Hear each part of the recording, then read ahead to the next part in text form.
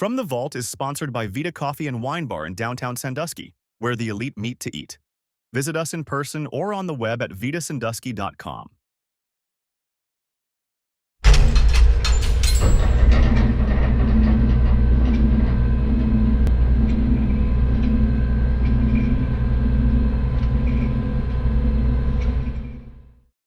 Welcome back to From the Vault, leadership lessons you can bank on.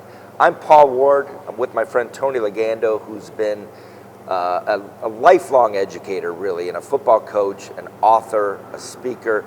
We're going to talk a little bit about college football and how that landscape has changed dramatically in recent years. But before I get to that, let's talk about author. You wrote a book? Well, actually, a few of them. One for fourth graders. I took some of the stories that I wrote in my first book, and I thought, well, I've spent all this time with kids that are 10 years old. The stories I like, take those stories, turn them into fables. And that was a process. It's a little one-page deal, but it's hard work. But the deal is, Paul, I've learned from so many people, and I think I've tried to implement that when you get at the end of your career, I think what you should do is share what you've learned. You just walk away from coaching and teaching and you don't say a word to anybody. No, all these people that I have had in my life who have gotten me to a point where we could experience some success. So the fourth grade book, Fables for Young Leaders, and then just stories, the other two books, and it's just a follow-up, volume 1 and then volume 2. It's just stories about people who have affected me, or stories that I've read that I want to relate to people, or that I've heard when I sat at a clinic. So it just seemed kind of senseless to me. Okay, you're done? No, share what you've learned. I had a college, and he ended up being assistant at the pros, tell me that, oh, wow, you won some ball games. You won over 200 games. Yeah, it's time for you to share. And I said, what? He said the same thing. You're going to walk away from it and not share what you've learned? There's a lot of young people, a lot of business, a lot of other coaches that you can affect. Give them something they can put in their hand and keep for a while. And it's been a great process. It's gotten me a lot of speaking engagements. And it's just, it's like writing for the Register. Every other week I put in a little story. Again, somebody or something that spurred me on. And the feedback I get, that's comforting, it's nice, but you feel like you're still making a difference. You can't go that hard for 28 years as a head coach and just walk away without, and you still have the feeling, I'd like to make a difference, so that's the way I've been able to do it. What are the titles of the books? To Lead a Good Life, pretty simple, To Lead a Good Life, part 1 and part 2, and I'm working on, actually, and I've talked to you a little bit about this, put together a little curriculum for it. A supplement that teachers can use, that are in any type of, or businesses can use, where it is actually a story, but then there's an action plan. There's some questions that a teacher can use, or that a business person can use. And I've been approached about it more than once about, hey, put something together, because I don't think there's a lot of curriculum books out there that aren't just the cut and dried thing. There's a story behind it, something that kids can relate to. I think I can relate to kids. I think I can relate to leadership, where anyone can take it and run with it. So that's what I do with that time that I used to spend all winter long putting playbooks together and trying to put an offense and a defense together and match up with the talent that you have. So it's been a natural for me, and it's just like a hobby. It's what I like to do, get up in the morning and work it a little bit. Give me an example of a story that is included in your Fables. Well, in the Fables? Yes. Well, there's one that Coach K, Mike, I'm not even sure how to pronounce his last name, Shevashevsky, right. Where when he was at West Point and they kept telling them to get dressed and be out here in 3 minutes, maybe 4 minutes or 5, and they would come out late all the time, and they'd just go after him like they do when you're at West Point. And the guy would always say to them, if you learn to work together, this will happen. He said it finally clicked in, okay? that they help. I might be tying your shoes while you're fixing my shirt, and they got the whole room, the whole group working together. So turn that into a fable where, you know, it's always got some animals or whatever, but the same story. Or Danny Bernard, who, you know, was paralyzed from the neck down for a lifetime. He got in a car accident. I think he was going to prom or homecoming. And, you know, what did he go on and become? He went on and became a painter, which is crazy. But, you know, the old therapy thing where they put the brush in the person's mouth and they wiggle their tongue and their lips and their teeth to paint by numbers. Okay. Well, that intrigues kids.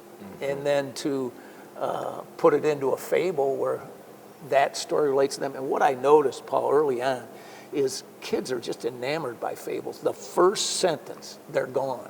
Well, write a first sentence to bring them in isn't that easy. I mean, a fable might have 40 sentences in it max, and you have to relay a story like that. It makes you really be efficient with your words. But we have, my wife and I have been to probably 40 area schools. We work with area service groups, for instance, the Eagles, and we work together so that every kid in that school in the 4th grade walks out with their own book. And I don't know if the kids are more thrilled than those guys that come from the Eagles or the veterans. I mean, they're just thrilled to be a part of it because they worry a little bit what's going on at schools today, so they jump right on it. And I go in and give them a little 15-minute talk about leadership and working together and how important it is to listen to their teachers and all that. So it's, again, just things that I do now that I'm done coaching. With your experience, particularly in the classroom, but also on the football field, teaching these leadership lessons, creating environments where leadership lessons can be learned, have you had the gratification of an adult who you taught or coached come back and say, you know, I've become that leader, or I've strived to become that leader, and I've had success in my business, in my home, in whatever environment? Yeah, a lot. I mean, I don't want to sound like I'm bragging about it, but you go 28 years, you're going to find a few. You know, you can find more than a couple. But yeah, and that's the real rewarding part. You taught when you see a student that you have, and they say the simplest thing, but it makes you feel like, all right, my time and effort was well served. Cody Thompson played, you know, at Toledo, played for us in Huron. He played for the Seattle Seahawks and the, you know, Cincinnati, and so he's played around. But when he gave his speech at the Hall of Fame banquet, and he said, what I liked about Coach Legando, he said, I just sit and observe is when he walked into a room, it got quiet. When he walked into the classroom, because it's one of those guys I had, it got quiet. When he walked into the locker room and got in front of the team, it got quiet. So he said, I learned a lot from that. Cody's one of those guys who's kind of quiet, but when he talked, people listened. So, yeah, I've gotten a lot of feedback, but I will say this, and I hate to sound like a coach, guys like you know, guys who taught me how to lead, Coach Hagee, Coach Wennes, you know, they help that. I don't take it as just for me. I take it as an entire program, a lot of people who work together to try to get someone like Cody. You know, I'll tell you something, Paul, and you know this. If you get a guy in a program as small as ours that's got the talent of Cody Thompson and he's a jackass, you got problems. Because there's hero worship at the high school level and below that. Even for older guys, there's hero worship. And if you, when you talk, it's not good stuff, boy, you can negatively affect a lot of people right away. And you know from working with me, if the guy isn't a good, you know, a good student, if he isn't a good person, if he isn't a good leader, we're not playing you. Well, Cody's a great ambassador for our area football because that kid has handled himself with class every step of the way. Paul, if you listen to him talk, he takes very little of the credit. He'll right away give credit to everybody, and I hope you and I and other people that work with him take a little bit of, you know, feel good out of that, thinking, you know what, we did a good job with him. But, like we talked earlier, Mom and Dad set the table for us with him. He knew how to handle himself long before he came to me in 4th grade. You know, he was just that kind of kid. So, yeah, you learn from a lot of people. You get a lot of feedback. That's the beauty of teaching.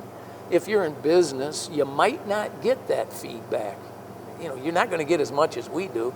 You and I can go into a restaurant, we can go into a bar, we can go into a store. There's somebody there we taught, you know, and they're either going to turn and walk away because you didn't have a good relationship with them, or they're going to want to talk. And I think that's what keeps somebody into the leadership role. Even though it can be hard to be a leader, that's what keeps you going. Cody Thompson, of course, career in the National Football League from here in Ohio. I think the only Huron graduate to have such a career. We had some other athletes talking about young people coming back. I taught at Vermillion for a while, and Andy Oliver came back to report to me that he had signed approximately a $1.5 million signing bonus to pitch for the Detroit Tigers. And I know how much impact I had on him as a baseball pitcher, and it was absolutely nothing. But he came back to talk to me anyway, and I appreciated it, and it was memorable. Yeah. Let's talk about the landscape of college sports. It's football playoff season right now. What's your feeling, what's your opinion on how the landscape, particularly of college football, has dramatically changed in recent years? Yeah, I think it's a Wild West show right now. I don't know how, Paul, just what we're talking about, how you can develop leadership when if you say boo to a kid the wrong way, he says, hey, I'm out of here. You know, I mean, it's young people, and I don't know where we're missing this, that still need to be developed.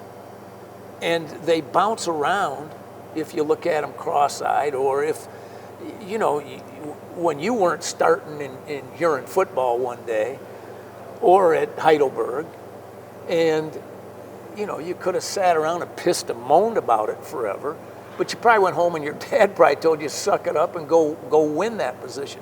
Now they say, well, where can you go to start right away? Where can you go to get more money? And all of a sudden we've lost, I think, what kids that age still need to learn. You know, how to be a part of a team, how to be loyal to your teammates. I mean, these coaches now are packing up and leaving before the season ends. And they don't think the kids are going to do that. And then guys like you and I are going to sit around and say, boy, where's the loyalty? So I have a hard time. Nick Saban wasn't going to put up with it. That guy spent a lifetime putting together a recruiting package that worked. And he was appealing to, you know, you want to be a leader, you want to work hard. You're going to have to work hard. You're not playing at Alabama unless you work hard. I don't care how good you are.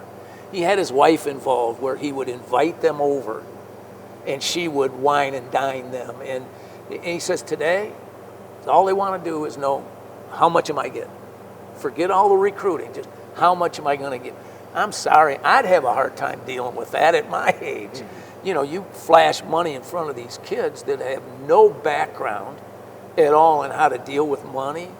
That's crazy to me, but I think we've lost what we're supposed to do in college for education.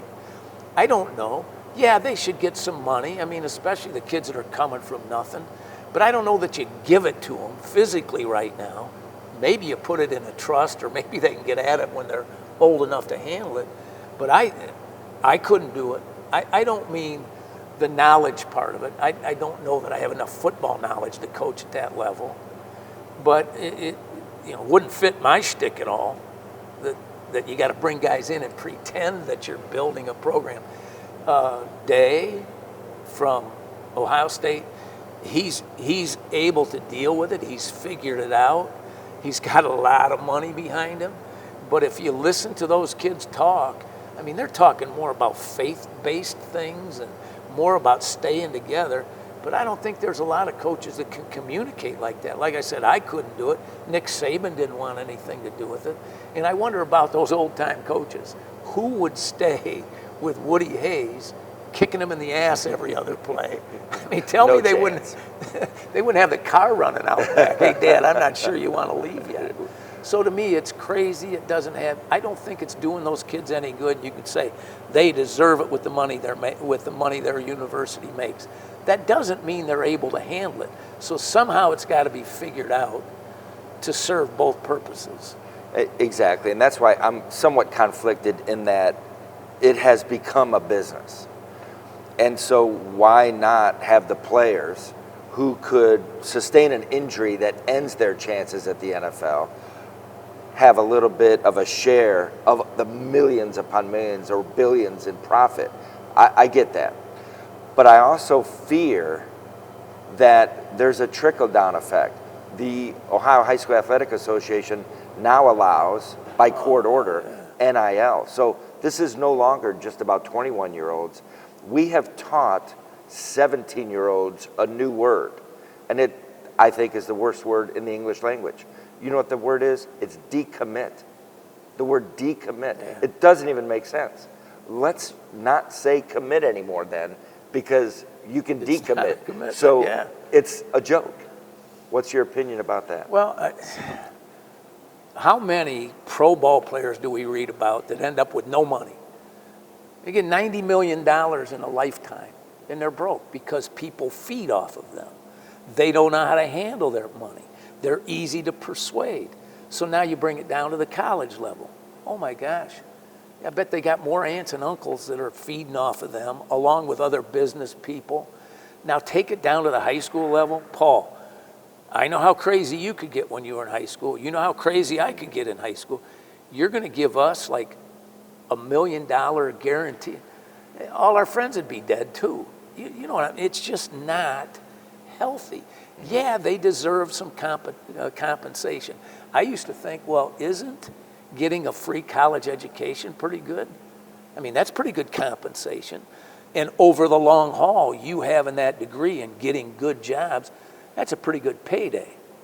So, but now you're giving them so much more, and I just, they're not ready for it. So figure out a way to set it aside for when they're old enough, set it aside so no one can feed off of them. And I think some of the college kids need that, and you know the pros do. It's amazing the number of pro ball players that go broke. They don't, if people can talk them into anything. They don't have a business background. You give me that money at that age, what do I know? I know how to play a little ball, and that's about it. Mm-hmm. Now you bring someone that's pretty slick with the business degree or in the business world, talk you into anything. You got no idea what they're talking about.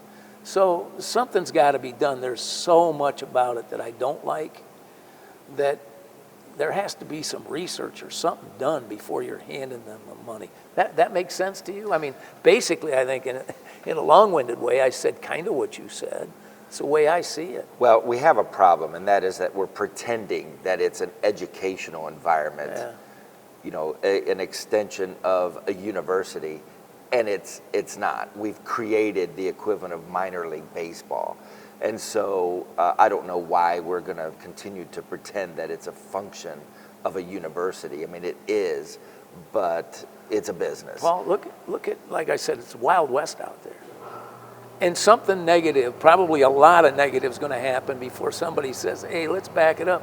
But right now, everyone's feeding off these kids. Yeah. They're just getting in their heads. And it used to be they'd get inside their head to come to my university. Now it's, we're going to give you big bucks. That's why you should come. Hey, we've got to take a break. I'm here at Vita, and we're on Columbus Ave. Come on down to Vita. My friend Tom Siegel will pour you something bolder than this coffee I'm sipping on now, and he'll even give you a bite to eat. Well, pardon me, he'll sell you a bite to eat. Come to Vita, Columbus Avenue, and we'll return in a moment from the vault. Leadership lessons you can bank on.